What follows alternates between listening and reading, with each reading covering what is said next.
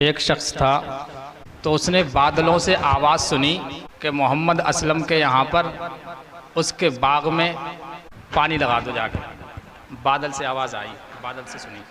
जब उसने आवाज़ सुनी तो बादल जिधर को चला उधर को वो भी चल दिया। एक जगह पे जाके एक का खेत या बाग था, उस पे जाके बरस गया। जब बारिश हो गई उसके बाद उसने उस खेत वाले से उससे पूछा कि तुम्हारा ऐसा कौन सा अमल है कि मैंने आवाज़ सुनी थी कि बादलों से कहा जा रहा था कि अय बादलों, मोहम्मद असलम के खेत में पानी लगा दो जाके, या उसके बाग में पानी लगा दो। तुम्हारा तो अल्लाह के यहाँ बहुत अच्छा मकाम होगा, बहुत अच्छी नेकियां करते होगे, अच्छे काम करते होगे, अल्लाह ताला तुमसे खुश है, तभी तो तुम्हारा बादलों से तुम्हारा खेत भरवा रहा है। ऐसा कौन सा काम करते हो? तो उसने कहा कि वैसे तो मेरा कोई अच्छा अमल नहीं है, मगर मैं जो खेती करता हूँ तो उस खेती के 3 हिस्से करता हूँ। 1 क्विंटल है तो 33 किलो, 3 हिस्से करता हूँ। एक हिस्सा अपने घर वालों के लिए रख देता हूँ खाने के लिए, और एक हिस्सा खेती में पैसा लगेगा उसके लिए बचा के रख देता हूँ कि दोबारा खेती करना, बीज वगैरह है, और एक हिस्सा मैं सदका कर देता हूँ। और कोई अमल नहीं है। अपने घर वालों के लिए एक हिस्सा निकाल लिया, एक हिस्सा जो खेती में लगेगी उसके लिए निकाल लिया उसने। अब जो एक हिस्सा बचा, 33% बचा, वो जो है गरीबों में जो परेशान हाल हैं, जो मुसीबत ज़दा हैं, तो उनकी मदद कर देता है वो। तो अल्लाह तबारक व तआला के लिए सदका बड़ा पसंद है, तो हमें भी चाहिए कि हम ज़्यादा से ज़्यादा सदका करा करें। रसूलुल्लाह सल्लल्लाहु ताला अलैहि वसल्लम ने कसम खाकर फरमाया, अल्लाह की कसम, अल्लाह की कसम, अल्लाह की कसम, जो मुसलमान, जो ईमान वाला अल्लाह की राह में सदका करे तो अल्लाह की कसम उसका माल कम नहीं होता।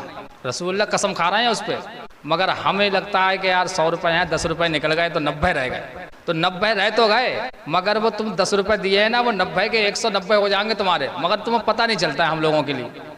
तो हमें भी चाहिए कि ज़्यादा से ज़्यादा सदका किया करें। ख्वाजा गरीब नवाज़ के जो पीर हैं उस्मान हारूनी ने फरमाया कि सबसे अच्छा अमल सदका देना है।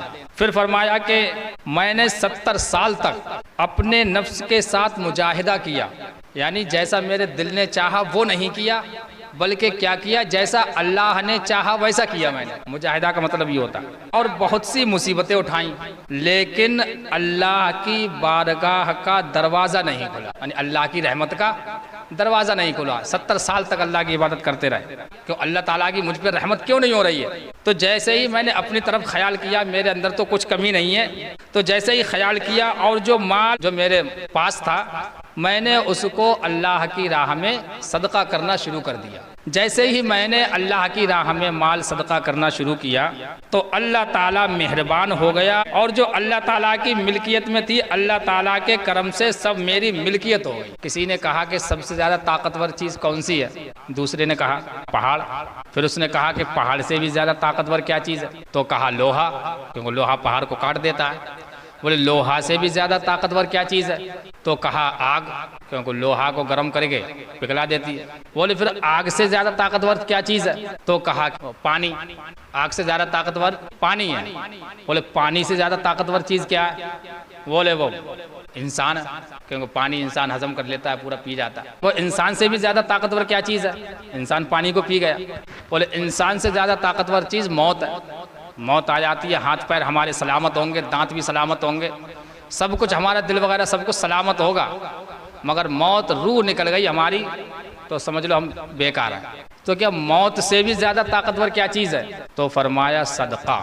रसूलुल्लाह सल्लल्लाहु ताला अलैहि वसल्लम ने फरमाया सदका, या किसी गरीब को दें या किसी नेक काम में खर्च कर दें तो उसको सदका कहते हैं। तो अगर वो दे देंगे तो रसूलुल्लाह सल्लल्लाहु ताला अलैहि वसल्लम ने फरमाया कि मौत को भी सदका टाल देता है।